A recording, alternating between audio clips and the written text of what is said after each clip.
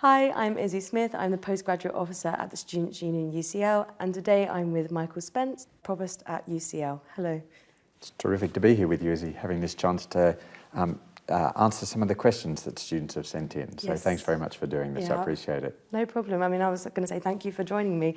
Obviously, we've gone out to the students, asked them to give us some of the questions, the burning questions that they might have at the moment, and we've kind of collated these into kind of 4 or 5 key topics that we'd love to just discuss and have some thoughts about. But obviously, a lot of students might not even realise what the Students' Union is or the relationship between UCL and the Students' Union. I think sometimes it's perceived as very separate when in fact they're not. And the Students' Union is there to represent students, their needs. We cover all things from activities to sports to volunteering, a lot of events and advice and things like that. But at the end of the day, both Students' Union UCL and UCL are there to support the students, perhaps in slightly different remits, but our key goal is to be together and to get the students the best experience they can.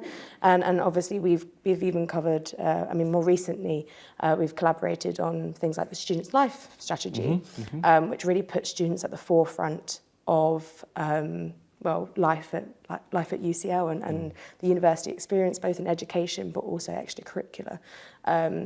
It's a great story. And it's a very UCL story. UCL has a very proud tradition of student-led student activities and student-led student advocacy and student participation in university governance. But you said some people might think of the two as quite separate, and in a way, historically they have been. The universities looked after what's going on in the classroom and the students' unions looked after everything else. But increasingly we're realising, I think on both sides, that there's a blurry boundary between what goes on in the classroom and what goes on outside the classroom as people build the kind of experience they need for their careers. And that it's going to be really important for the Students' Union and the university to be working together.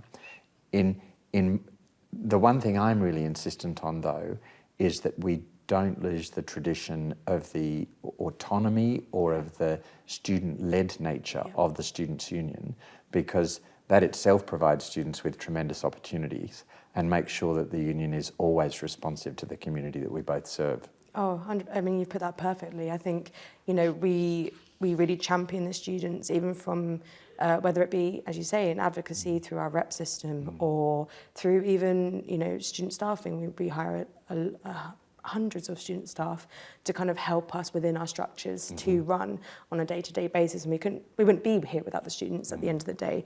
Definitely championing the students is 100% what we want to do.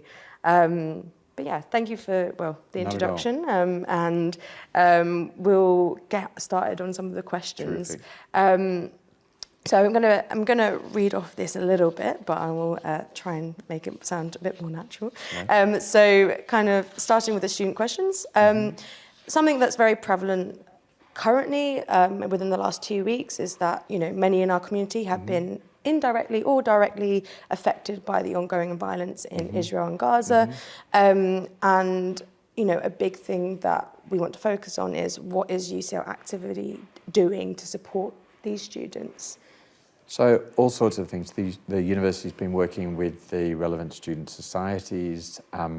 The university also has a psychological support network, and in particular we have a psychological first aid resource that's available to students that's been designed particularly by academics at UCL with situations of conflict and of trauma in mind, because we know that this is a hugely traumatic time for many students at UCL, partly because many of our students have direct personal links to people in Israel and Palestine, or they have indirect links, or quite frankly, they're just horrified, as almost all of us are, by what we see on the television and by what we read in the newspapers.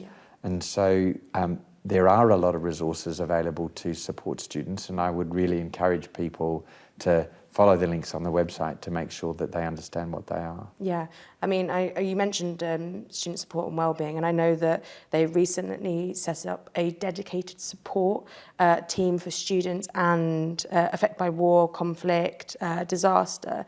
do you know at all what the uptake is on that? Or, you know, is there more work that we can do to make sure people So it's are early aware? days. I mean, there has been uptake, as there has been, unfortunately, reporting on report and support where the conflict has led to inappropriate behaviours of one kind or another on our campus. But I want people to remember that it's not only psychological support that we're providing, but we're also keen to make sure that students have academic support, and that where they need extra time for assessments or whatever kind of reasonable accommodation they might need, that's also available. And again, all the information is available either through the 24-hour helpline or through the website. Yeah, and so, yeah, I mean, that was kind of very nicely answered. One of the other ones that had kind of popped up about, you know, not the impact personally, you know, in terms of outside of university, but also financially and work as well. And that can be quite challenging. You know, obviously, as you've kind of just mentioned, we know that conflict in general can cause tensions within campus being its own little world in itself. And, you know, the last couple of weeks have increased tension in the UK and on campus. And you mentioned report and support. So there has been a rise in hate crime in UCL in the last 2 weeks. Is that correct? So there has been a rise both of anti-Semitic incidents and of some anti-Palestinian and Islamophobic incidents. It's obviously something that we're just not prepared to tolerate. That's not the kind of community that UCL should be. These are issues about which people feel rightly passionately. They're issues that affect people very deeply personally, but they're precisely the kinds of issues that we need to be able to talk about in a community like this, and talk about in a way that doesn't descend to the kind of hate speech that you might find outside the university. And that's tough, right? When people in the community generally are behaving badly and screaming at one another, feeling passionately affected by an issue, but nevertheless being willing to engage with people who hold diametrically opposed views, where that's emotionally safe for you to do so, that's a real skill, and that's got to be part of what a university education is about. Yeah, I mean, I was going to say, like, you know, we've got report and support, which is about reporting, but is there anything that UCL is doing in particular to kind of tackle this kind of rise in intolerance or kind of a little bit of clashes? And is there anything that those witnessing it or experience it can do whilst they're on campus? Yeah, certainly. I mean, I think part of the... So yes, and again, you know, on the website, I do keep pushing people back to the website, partly because there are a lot of different kind of resources, partly because my experience is that most things that students are facing at university, whether they're academic or personal, can be sorted, that the real problems arise when people don't ask for help early enough. And so I'd really encourage people to ask for help. But the other thing that I think we as an institution can do is to keep reminding people of the value of bystander intervention. And I know in a whole range of areas the Students' Union has organised bystander training, because quite often when these things start, just having a friend say, you know, actually, it's really not on, you know, you really can't say stuff like that. It's the most effective form of intervention. Yeah, no, I do agree with that. And hopefully that is something that we can tackle a little bit. I obviously don't want to see myself, you know, seeing rise in hate crime. You know, campus should be a safe place for everybody and with differing beliefs and differing backgrounds. So, you know, as you said, if anyone needs support, then they should definitely seek it, and we should be doing our best as students to support each other. Yeah, and obviously there are situations where it would be unsafe or inappropriate to intervene. Of course. But sometimes harassment, for example, starts with what's seen as misplaced humour. And having someone say, you know, it's just not funny. that kind of thing, does shift the tone of a conversation in ways that are useful. Yeah, I agree. And, you know, as I've kind of mentioned, it's obviously important that campus remains a place where students can share challenging ideas, you know, discuss, debate, and do so in a safe environment without feeling, you know, that they're going to be attacked. So how is UCL helping to create the right kind of environment to do this in the context of this increasing tension? So I think in the more generally, part of what we are doing is a whole series of both public and internal engagement around the whole notion of disagreeing well. You know, and everybody says we should disagree well, but not many people pause to have the conversation about what that actually looks like.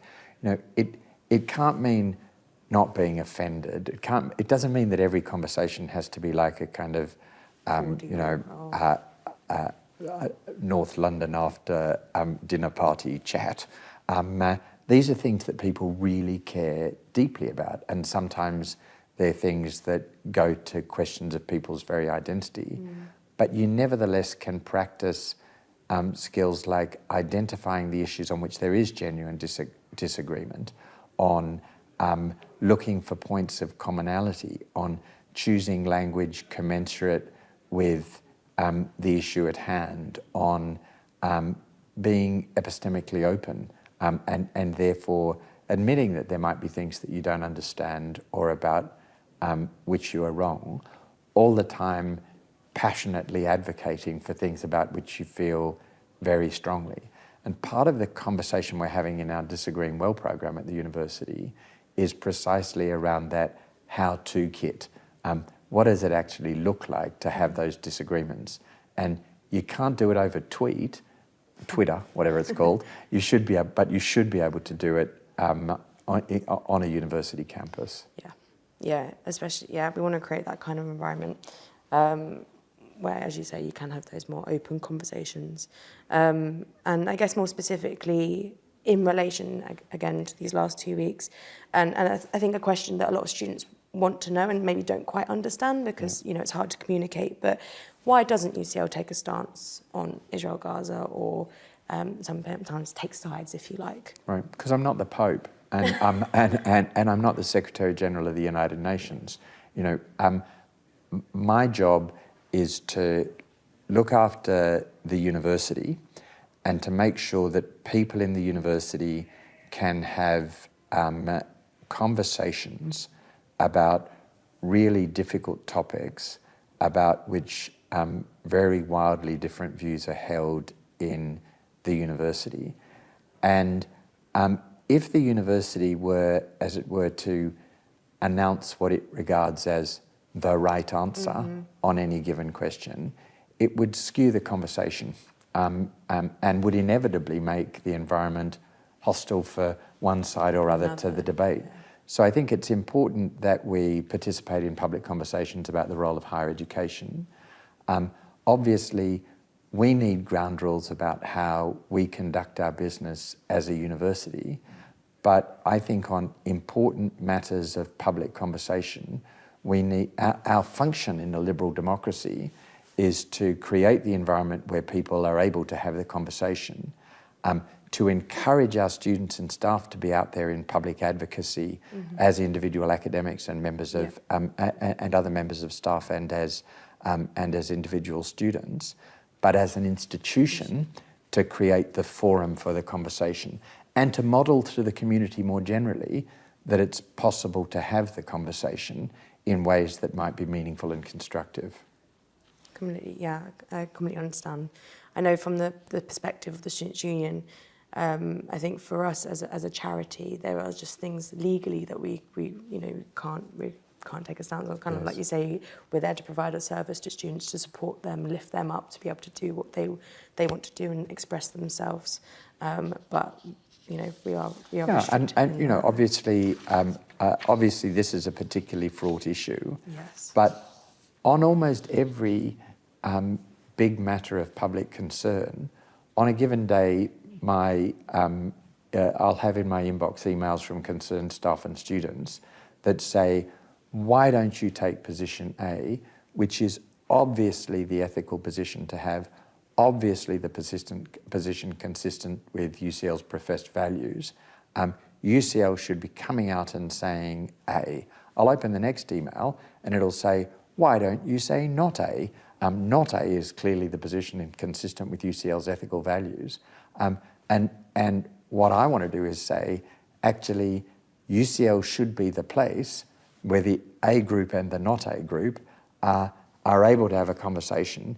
And let's face it, most issues about which there is strong feeling in our community are slightly more complicated than A or not A in any case. Few things are quite so black and white as Twitter makes you believe. Yeah, Twitter. I've kind of left that platform a long time ago. Moving on a little bit, as we spent a little bit of time on that topic, and we've got a few to get through.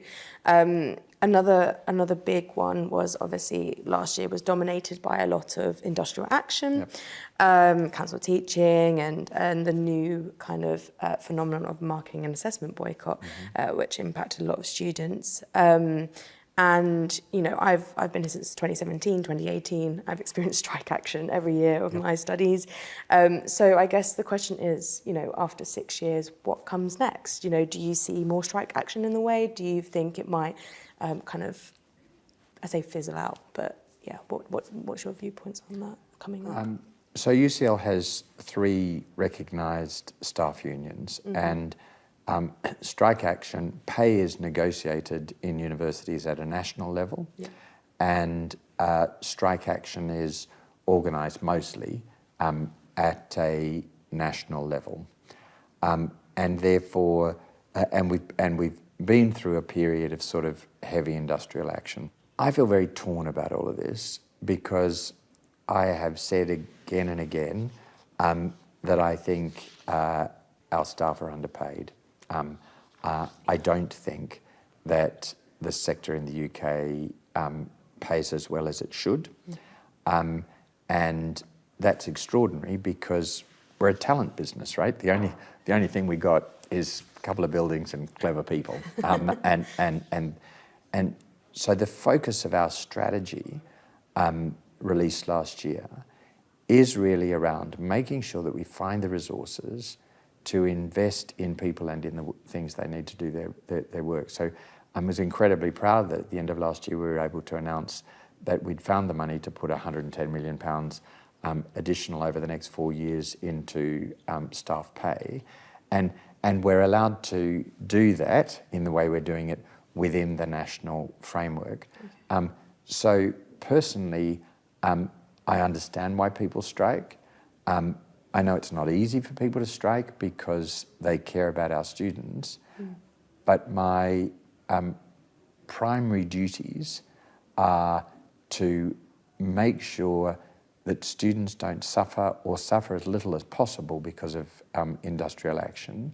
Where they do suffer, that they're reasonably compensated, and that we address the underlying issue in as much as it's within our power, by making sure that staff are reasonably remunerated and have the facilities that they need to do their work.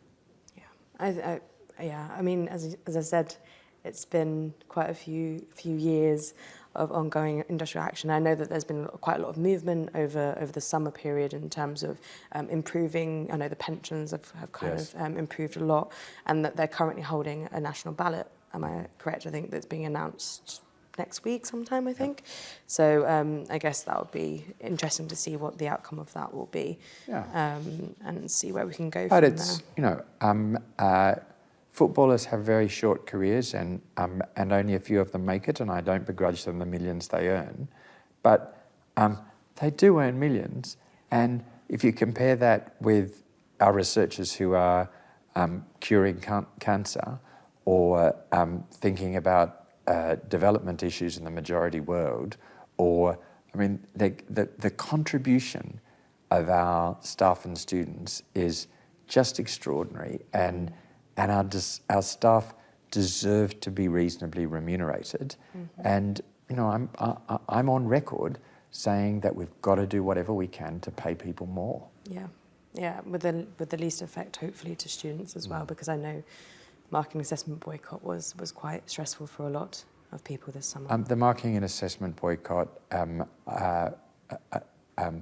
I personally find that form of industrial action really not acceptable. Yeah, that is the hardest one, I think. But I guess we will see what comes next.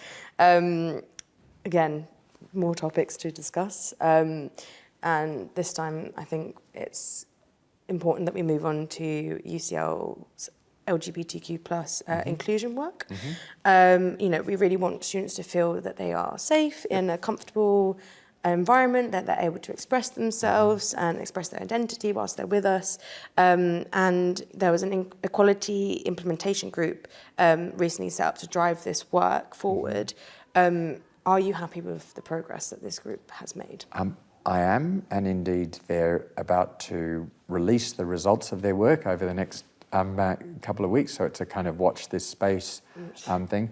I was also pleased that some of the difficult conversations we had a couple of years ago around the trans identity at UCL enabled us with the Students' Union to make some very practical steps for inclusion, so to set up the Gender Expression Fund, or to make it much more easy for students to change their identity card to their name card to their preferred name, that they can now do without any charge and within about 10 minutes have a new card issue.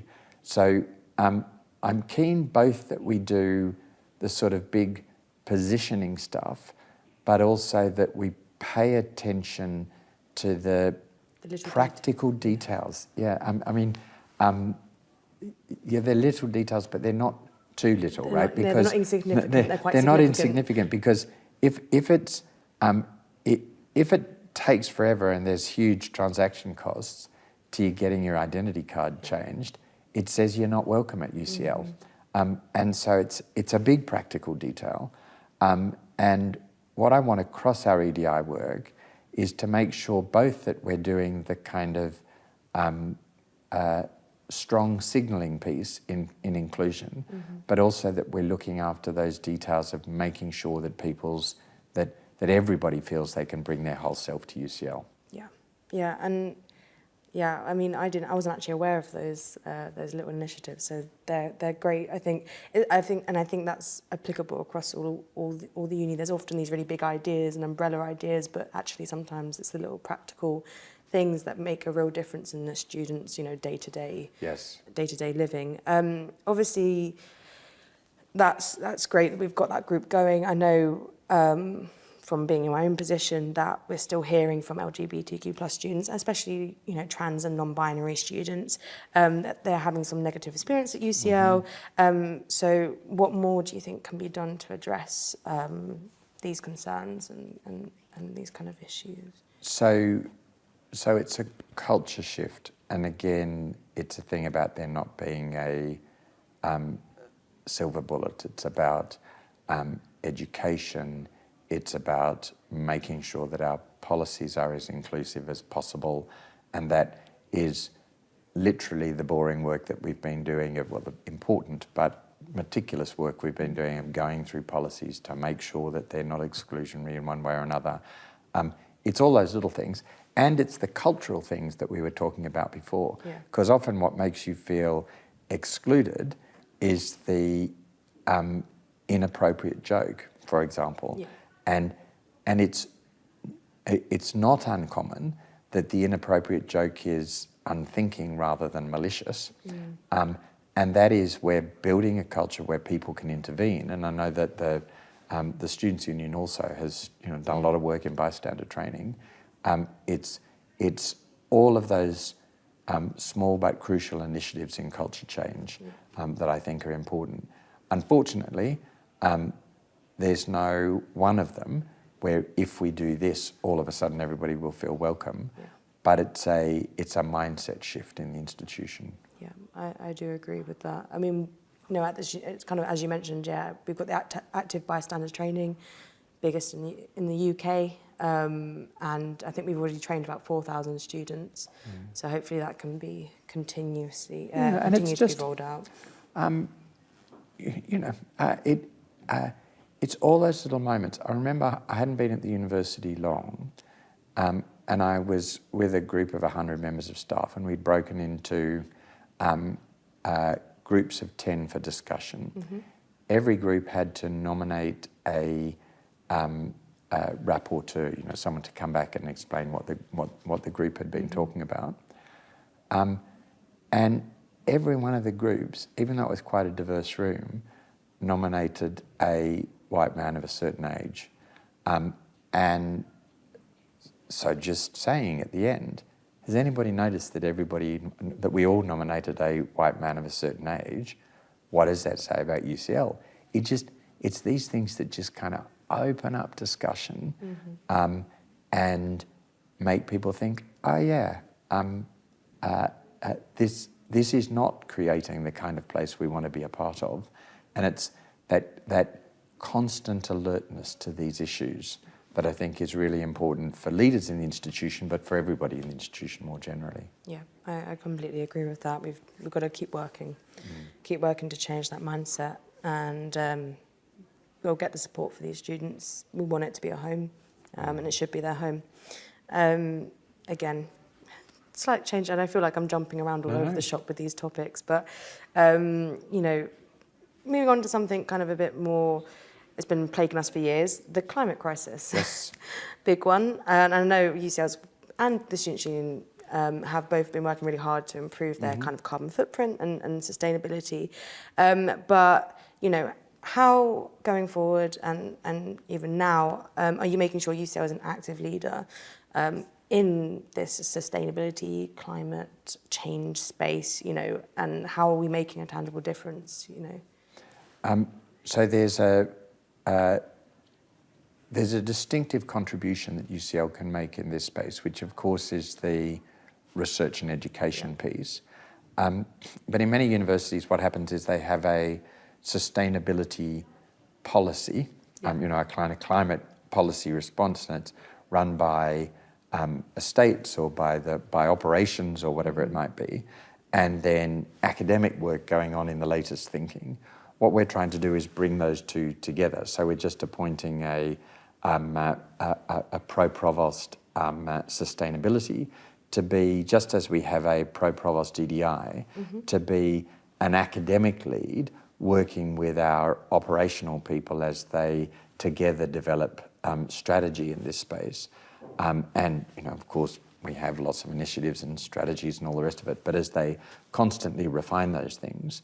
And we're investing too, of course, in the Sustainability Grand Challenge, where there is an academic leader to coordinate much of our and to convene conversations involving academics across the university in this space, and to think about how we push a research agenda in there. So it's a kind of twin-legged thing. There is lots of operational stuff around making sure that we are using the most efficient, using energy efficiently, using green energy wherever it's possible, doing the managing plastics effectively on campus, thinking about our buildings and how we make sure that we only build buildings that are very green rated and all the rest of it. Yeah. But all of that stuff is happening in dialogue with academics who are often in much more future-oriented conversations where they're saying things like, well, yeah, they're the building standards now, but are they good enough? And so, that's what we conceive of as green energy now, but should we be thinking about a different kind of green energy? So there's this constant dialogue in the way that we've set it up between the operational side of the house and the academic side of the house. Yeah, I mean, I know we have made kind of great steps, in that direction. And I feel like, did you mention that you've got a new senior staff member for is it Provost? Or? Sustainability, that's a pro-provost sustainability. That's a new post that we're creating. New post. And so just kind of quickly summarise again what it is they're going to actually be in charge of? It's somebody who reports to me. Yeah. And the role of a pro-provost is to be an academic convener and academic challenger to what the university does in a particular area. Okay. So obviously we have a sustainability team in operations that do the day-to-day work of making sure we're meeting all the standards and reviewing what we should be doing and all the rest of it. But the role of the pro-provost is to make sure that that's happening in conversation with the latest academic thinking about what we should be doing. So it's a link between the very future-oriented academic conversation and the current industry practice-focused work of the operations team in this area. Yeah, the two sides you kind of described as acting as a bridge link. Oh, I mean, that's exciting. It is actually. I mean, it's a structure that we've seen work before in areas such as EDI, and I think in sustainability it will be it will give the issue the visibility that it needs in leadership in the university, and also do this work of bringing our operations in sustainability and our and the academic conversation together. Oh, glad to hear about it. Thank you. Sometimes you don't always manage to hear about everything that's going on.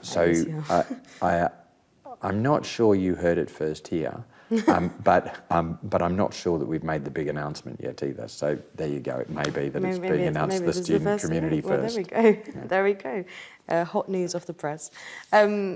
Again, switching to kind of a topic we've touched on before, I think, slightly in other areas, but with the cost of living crisis that we have right now, and students facing increasing pressures on their finances, we're having more submissions to our financial assistance funds and our bursary funds, and some people even to the point where students aren't attending UCL, and that's becoming very unsustainable. And it doesn't seem to be a short-term problem nowadays. It seems to be kind of an ever-going, ever-worsening problem. So, what's your view on the affordability of higher education? Is UCL doing everything it can to keep the costs down? One of the difficulties of running a university is that over the last 20 years in particular, the cost of both providing an education for students, you once had to provide a lecturer and a hall and a bit of chalk and a blackboard, and now student expectations are appropriately much higher. Cost of providing education and the cost of research have both significantly gone up. At the time at which the unit of resources, it's so-called, the funding base for universities has in real terms significantly declined. The system is more and more dependent upon student fees. Yeah. That means inevitably that a university education is relatively expensive. Yeah. For domestic students, the cost of loans has also gone up. So yes, we do what we can to keep costs within bounds. It's still a very good investment. But there are students for whom it's just financially not manageable. Okay. And you alluded to the union's hardship fund, and of course the university also has hardship fund, and we both have resources to help students plan financially. Yeah. And I'd really encourage students who are facing difficulty, again, to sort of put their hand up early and to see what the university and or the union can do to help them in one way or another. Yeah, I think, it's something I guess home students have, I say not benefited from, but we've been at a bit of a freeze cap for quite a while. But I know international students are definitely feeling a bit more squeeze. Yes. A little bit more. But I just, hopefully we can get a bit more awareness out about those hardship funds, because they are readily available for those really in need. And yes. You do have different time frames on each one, but maybe it's about better signposting maybe from both ends. And it is, all the evidence is that an education at a university like UCL is still a really good investment in terms of your lifetime earning potential and all the rest of it. But it's not easy for students at the moment. No. I think maybe the nature of us living in London as well. Yes. London's not the cheapest of cities either. And it's not the cheapest, but it's also not the cheapest because the whole world wants to live here, right? Because it is an amazing place to live, and so it has its upsides. Has its upsides, has its downsides. Is there a long-term view on supporting students facing financial difficulty, or is it just like this is the fees we're going to, these are the hardship funds, or is it? So I think the country needs to have a conversation about post-secondary education and about supporting university students.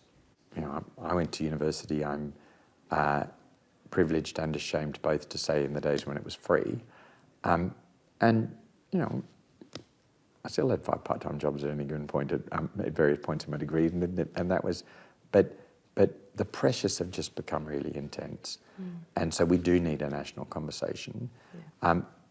We are looking philanthropically for more and more student scholarships, and one of the things that I'm finding very encouraging is that donors understand how difficult it is, and UCL spends about £99 million a year on scholarships, and so we're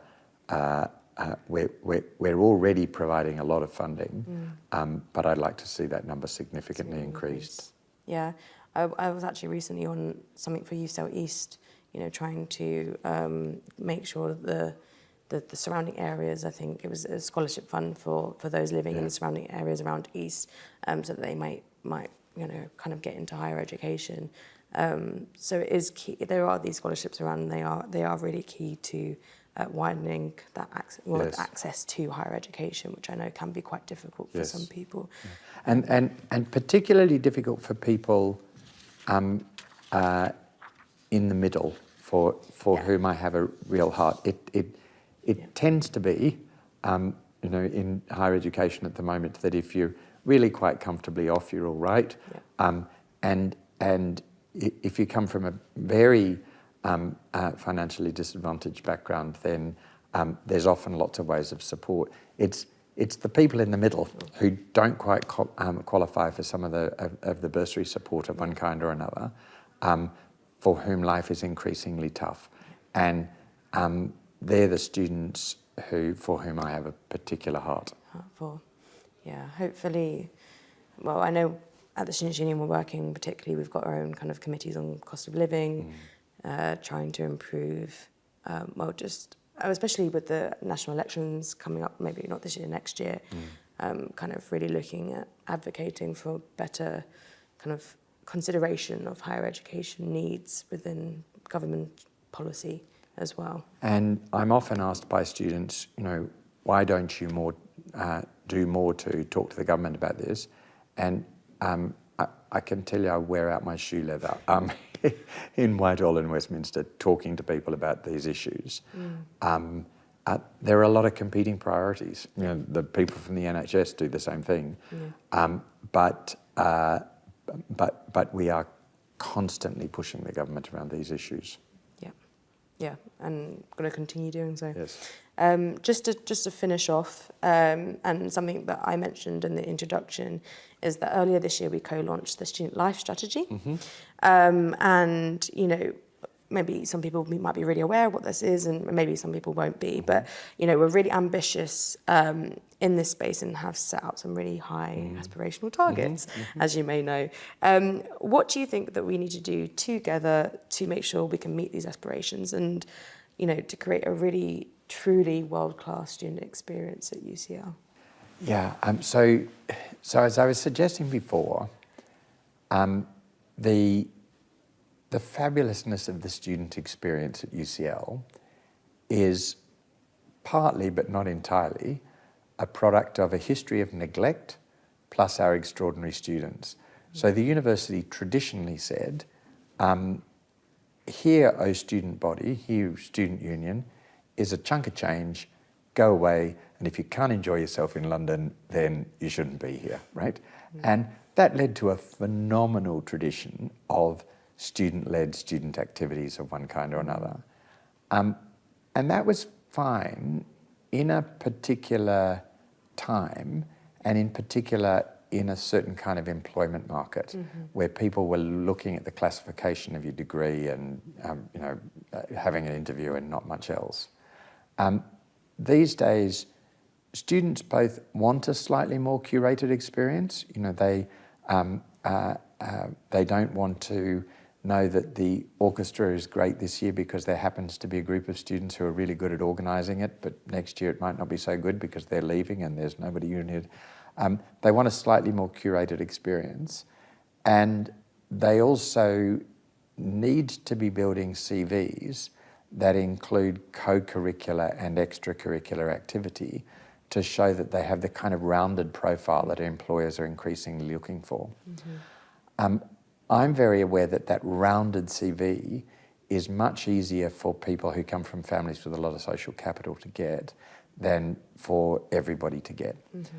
So I'm very keen, and I'm thrilled by the new student life strategy, because what it effectively says is UCL, the institution, is going to continue to respect the student leadership of student activities on campus.